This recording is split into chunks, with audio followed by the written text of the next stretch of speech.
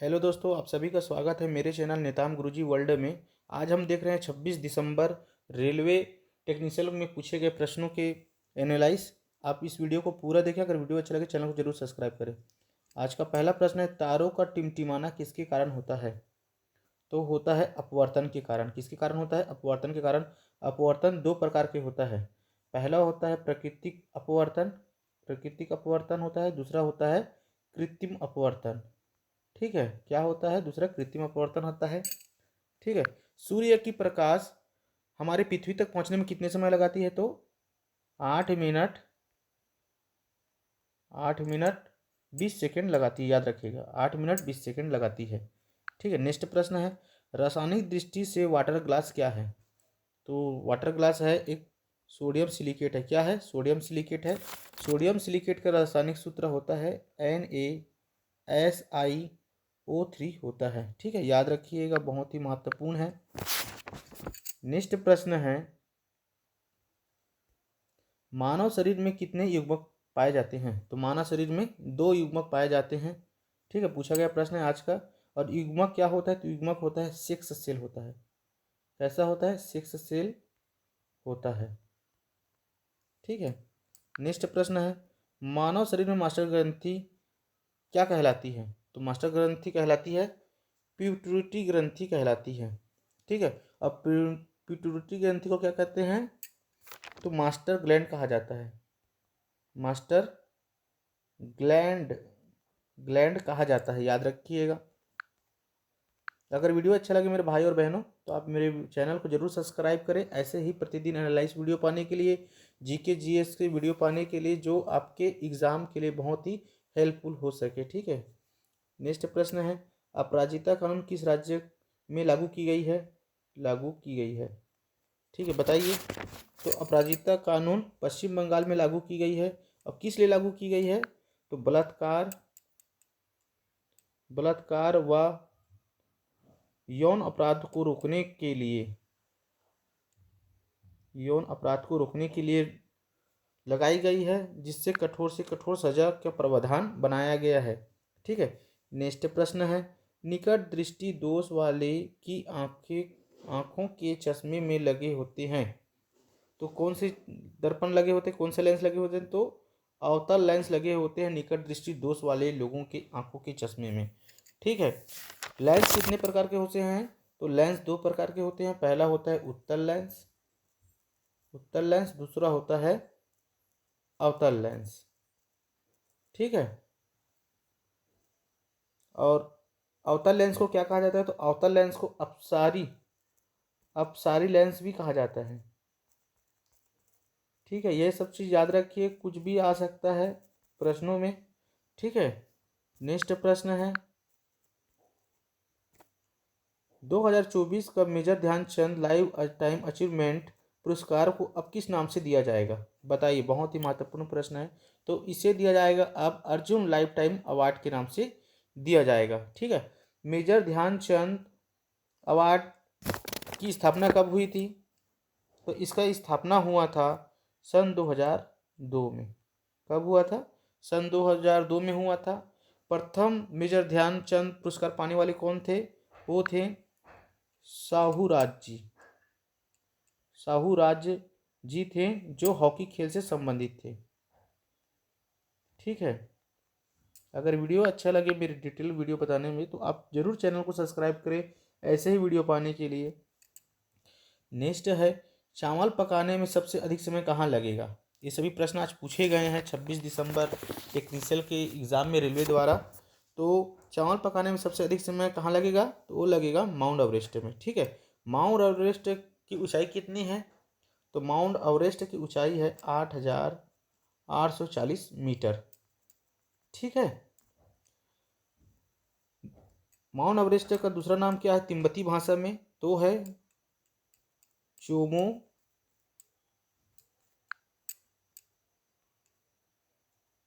चोमो लुंगम लुग्मा।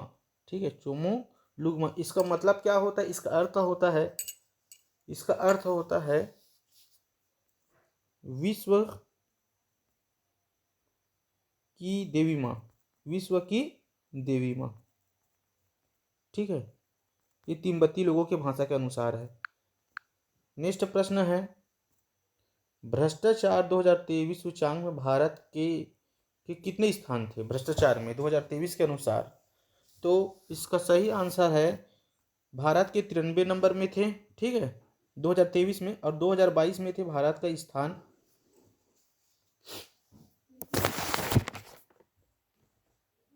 85 number में थे भारत 2022 में। ठीक है, अभी वर्तमान में जो जैसे 2023 का है तो उसमें पाकिस्तान का नंबर है 133।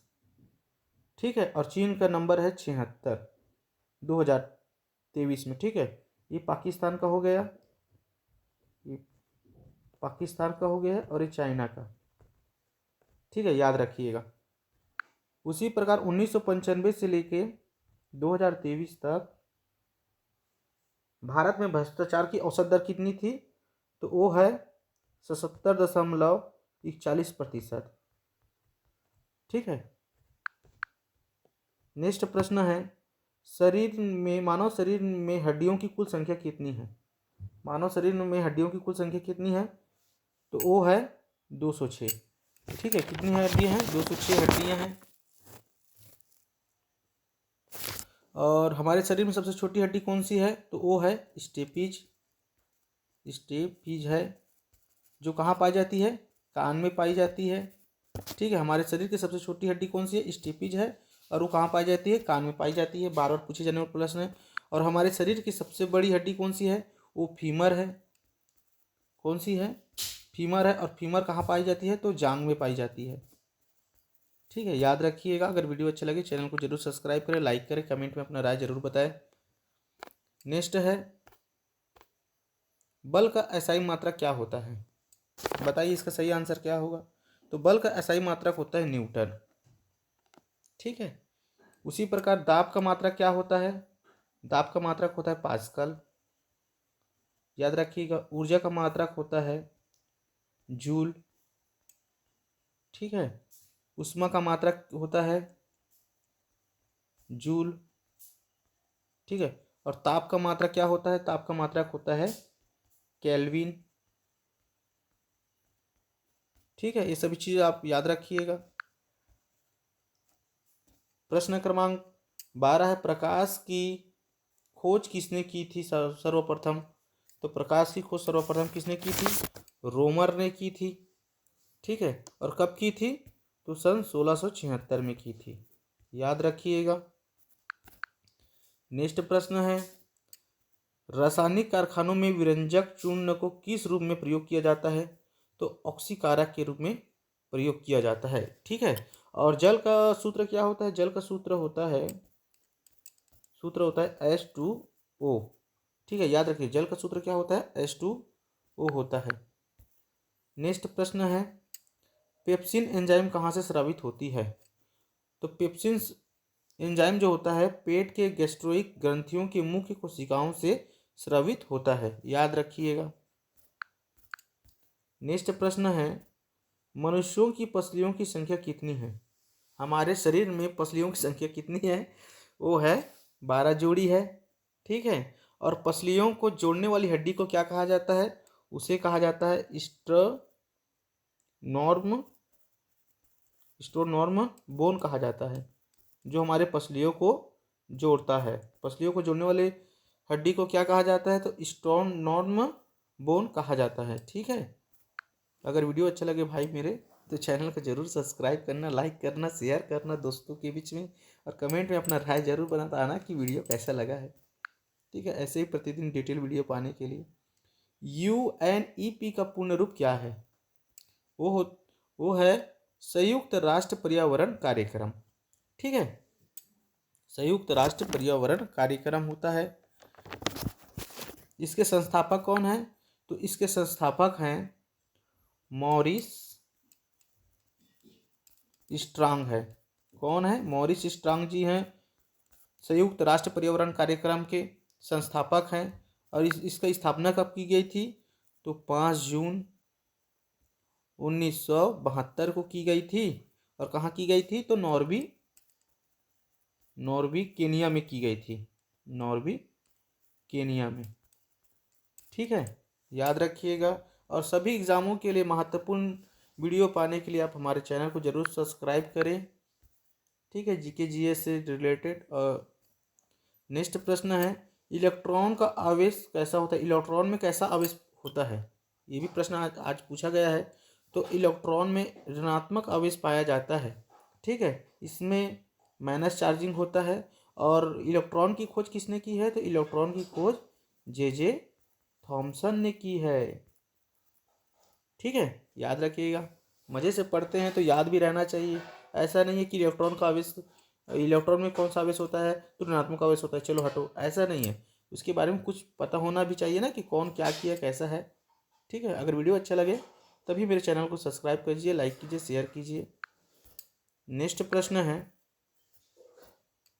2024 भारत का सबसे बड़ा प्रदूषण शहर कौन सा है? 2024 के अनुसार, सितंबर 2024 के अनुसार भारत का सबसे प्रदूषण वाला शहर कौन सा है?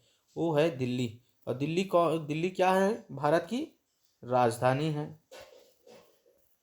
ठीक है, और राजधानी कब बनाई गई है दिल्ली को? तो 1912 में। ठीक है, कोलकाता से पहले कोलकाता थी भारत की राजधानी, उसके बाद 1911 तक की थी, फिर 1912 में दिल्ली को कर दी गई है।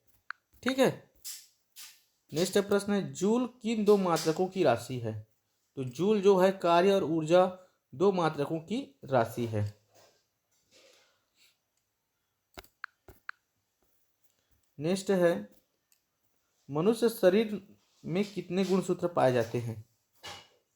मनुष्य के शरीर में कितने गुणसूत्र पाए जाते हैं? तो 46 गुणसूत्र पाए जाते हैं।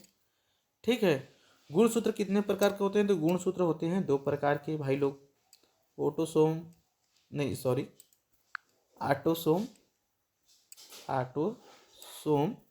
और दूसरा होता है एलोसोम। ठीक है, एलोसोम होता है। ठीक है, महिलाओं में गुणसूत्र कितना होता है? तो महिलाओं में गुणसूत्र 23 होता है। ठीक है, और महिलाओं में जो गुणसूत्र की जो होता है दर्शाते हैं उसको एक्स एक्स से दर्शाते हैं, और पुरुषों में एक्स वाई होता है। ठीक है, इन दोनों के मिलन से ही बच्चे का मतलब जो आने वाला जो नवजात शिशु है वो क्या होगा, इस महिला और पुरुष के इस गुणसूत्र में डिपेंड करता है। ठीक है, और हमारे और वीडियो पाने के लिए आप हमारे चैनल को जरूर सब्सक्राइब करें। अगर वीडियो कैसा लगा आप कमेंट में ज़रूर बताइए। ठीक है मेरे भाई लोग, धन्यवाद।